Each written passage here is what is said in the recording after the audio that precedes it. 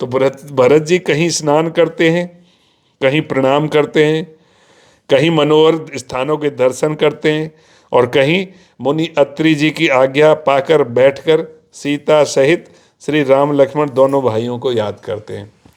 तो भरत जी के स्वभाव, प्रेम और सुंदर सेवा भाव को देखकर वन देवता आनंदित होकर आशीर्वाद देते हैं, और यूं घूम फिर कर 2.5 पहर दिन बीतने पर लौट आते हैं और आकर प्रभु श्री राम जी के चरण कमलों का दर्शन करते हैं।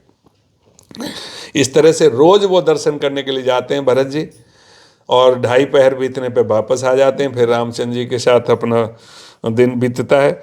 ऐसे करते करते 5 दिनों में उन्होंने सारे तीर्थ स्थानों के दर्शन कर लिए, और भगवान विष्णु और महादेव जी का सुंदर यश कहते कहते वो 5वां दिन भी बीत गया। शाम हो गई है, शाम होकर के फिर रात हो गई, और फिर सत्संग कथा कहते कहते वो 5वें दिन की रात भी बीत गई, और 6ठे दिन सवेरे सवेरा हुआ। सबने स्नान किया।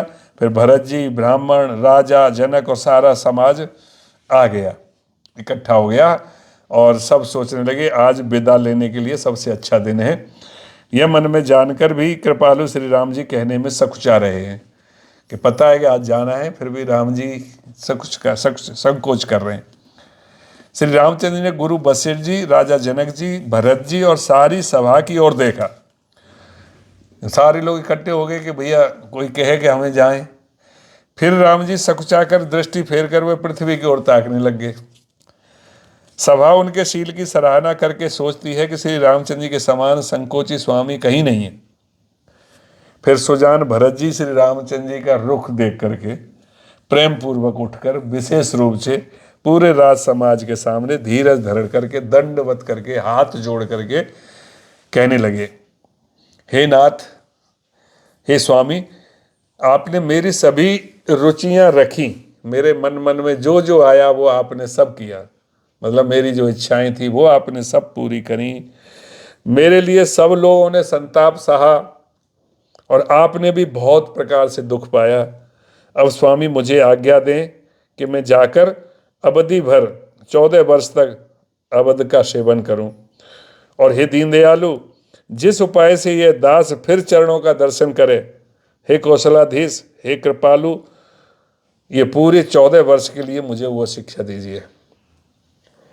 हे गोसाई, आपके प्रेम और स्वभाव से अवधपुरवासी, कुटुंबी और प्रजा सभी पवित्र और रस आनंद से युक्त हैं। आपके लिए भव दुख मानी जन्म मरण के दुख की ज्वाला में जलना भी अच्छा है, और प्रभु आपके बिना परम पद मोक्ष का लाभ भी बेकार है। इसलिए हे स्वामी, आप सुजान हैं, आप सभी के हृदय की और मुझ सेवक के मन की रुचि, लालसा, अभिलाषा और रहनी जानकर हे प्रणतपाल, आप सब किसी का पालन करेंगे, और हे देव, दोनों तरफ को और अंत तक निभाएंगे। मुझे सब प्रकार से ऐसा बहुत बड़ा भरोसा है, विचार करने पर भी तिनके के बराबर जरा सा भी सोच नहीं रह जाता कि मेरी दीनता और स्वामी का स्नेह दोनों ने मिलकर मुझे जबरदस्ती ढीठ बना दिया है। हे स्वामी, इस बड़े दोष को दूर करके संकोच त्याग कर मुझ सेवक को शिक्षा दीजिए। दूध और जल को अलग अलग करने में हंसनी की सी गति वाली भरत जी की विनती सुनकर के सभी लोगों ने उनकी प्रशंसा करी। तब दीन बंधु और परम चतुर श्री राम जी भाई भरत जी के दीन और छल रहित वचन सुनकर देश काल और अवसर के अनुकूल वचन बोले। रामचंद्र जी कह रहे हैं कि हे भरत, तुम्हारी, मेरी और परिवार की, घर की और वन की सारी चिंता गुरु वशिष्ठ जी और महाराज जनक जी को है। हम तो बालक हैं उनके, जब यहाँ जनक जी हैं, गुरु जी हैं, तो उनको हमारी पूरी चिंता है। हमारे सिर पर जब गुरु जी, मुनि विश्वामित्र जी और मिथिलापति जनक जी हैं, तब हमें और तुम्हें स्वप्न में भी क्लेश नहीं है। अच्छे से जो टेढ़ी भी रहती है ना, उसकी वजह से हमें स्वप्ने में भी क्लेश नहीं है। मेरा और तुम्हारा तो परम पुरुषार्थ, स्वार्थ, सुयस, धर्म और परमार्थ इसी में है। राम जी कह रहे हैं जब हमारे ऊपर हाथ है किसी का, कहते हैं ना कि हमारे ऊपर हाथ है किसी का, जब हमारे ऊपर मुनि विश्रास जी, मुनि वशिष्ठ जी और ये जनक जी का हाथ है, तो हमारी भलाई इसी में है कि हम दोनों भाई पिताजी की आज्ञा का पालन करें। समझ रहे, राम जी ने यहाँ कहा है कि ये कह रहे हैं कि हमारी भलाई केवल पिताजी की आज्ञा में। और पिताजी की आज्ञा क्या है? पिताजी की आज्ञा वही है कि भरत राज करे और राम जी वनवास जाएं। तो राजा की भलाई उनके व्रत की रक्षा से ही लोक और वेद दोनों में भला होगा। राम जी कह रहे हैं कि राजा की बात को अगर रखेंगे हम तो फिर लोक और वेद दोनों में भलाई होगी। गुरु, पिता, माता और स्वामी की शिक्षा का, आज्ञा का पालन करने से कुमार्ग पर भी चलने से पैर गड्ढे में नहीं पड़ता। ये कह रहे हैं कि गुरु, पिता, माता और स्वामी की शिक्षा का पालन करने से कुमार्ग, मान लो गलत रास्ते पर भी पैर पड़ जाए या गड्ढे में, तब भी पतन नहीं होता। कहने का तात्पर्य है कि अगर आपके ऊपर किसी का हाथ है ना वजह, और बाई चांस आप गलत रास्ते में चले गए, जैसे आपके ऊपर गुरु की कृपा है, माता पिता का आप बहुत अच्छी तरह से पालन करते हो, और कुछ ऐसे एसोसिएशन में चले जाएं, गलत संगत में चले जाए, तो वहाँ कोई ना कोई ताकत, उनका जो आशीर्वाद है वो उसमें पतन नहीं होने देता है, गिरने नहीं देता है, उसका असर नहीं अब पड़ता। जैसे इसका मैं एक उदाहरण दे देता हूँ, जल जीता जागता।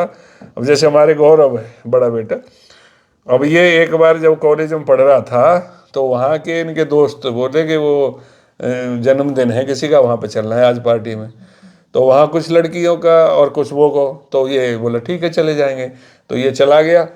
और वहाँ पे वो लड़कियाँ जब घर से चली तो वो जो वहाँ की ड्रेस पहन के चली, जो घर की ड्रेस होती है, और घर से बाहर निकलते ही उनकी ड्रेस बदल गई, छोटे छोटे कपड़े संग लेके आई थी। ये लड़के का माथा था उनका।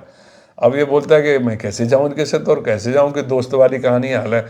वो भी देखो किस तरह समझ। और ये चला गया। लास्ट में वो ब्रिगेड रोड में जा करके कहीं पे उनका कोई ऐसे बार, और ये क्या, उसमें जा करके गए। अब इसका तो दम घुटने लगा, क्योंकि इसने ऐसा आज तक देखा न कहीं हुआ।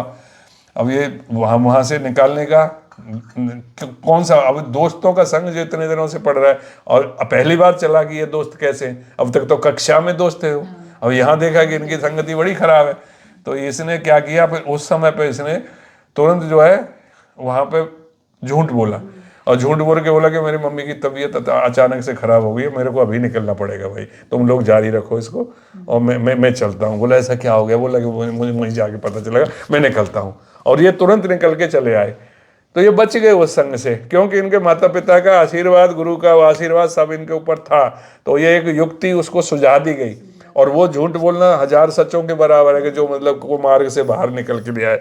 तो वही कह रहे हैं कि अगर गुरु, पिता, माता और स्वामी की शिक्षा का पालन करने से कुमार्ग पर चलने से भी पतन नहीं होता, मतलब गड्ढे में पैर नहीं पड़ता। ऐसा विचार कर सब सोच छोड़कर अवध जा कर के 14 वर्ष उसका पालन करो। राम जी ने ये कहा है।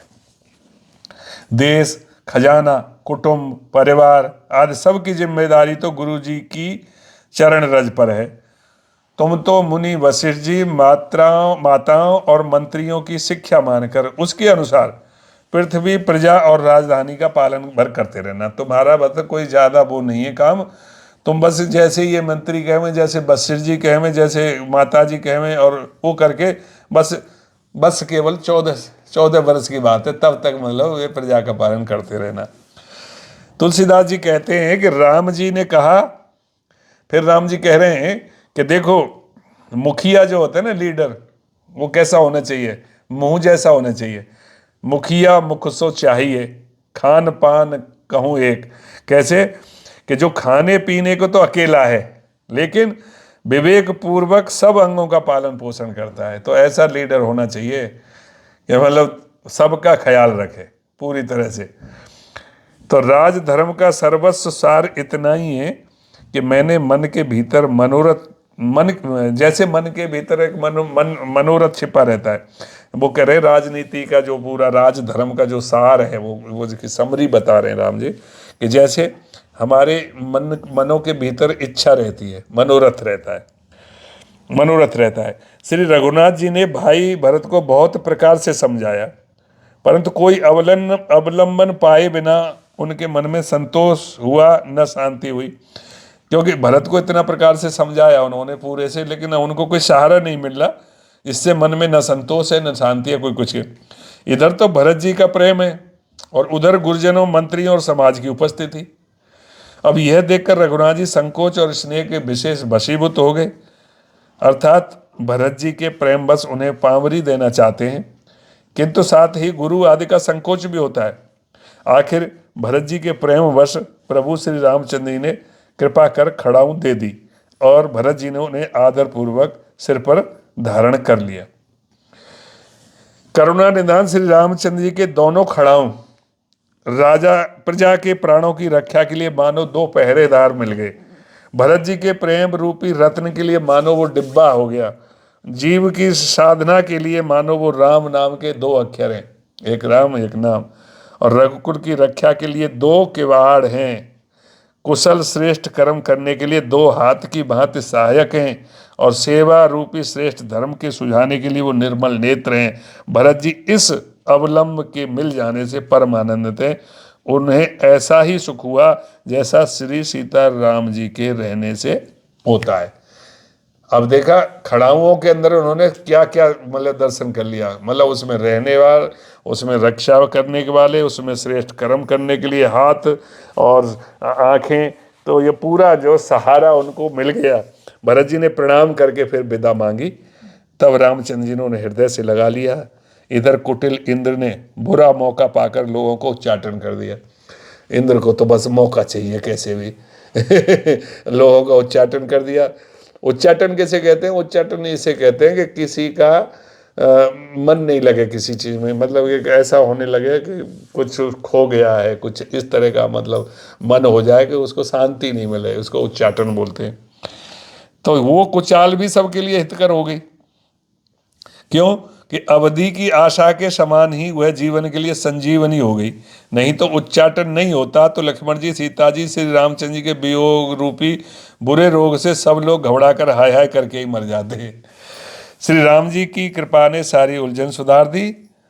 देवताओं की सेना जो लूटने आई थी वही गुणदायक, हितकारी और रक्षक बन गई और श्री राम जी भुजाओं में भरकर भाई भरत से मिल रहे हैं।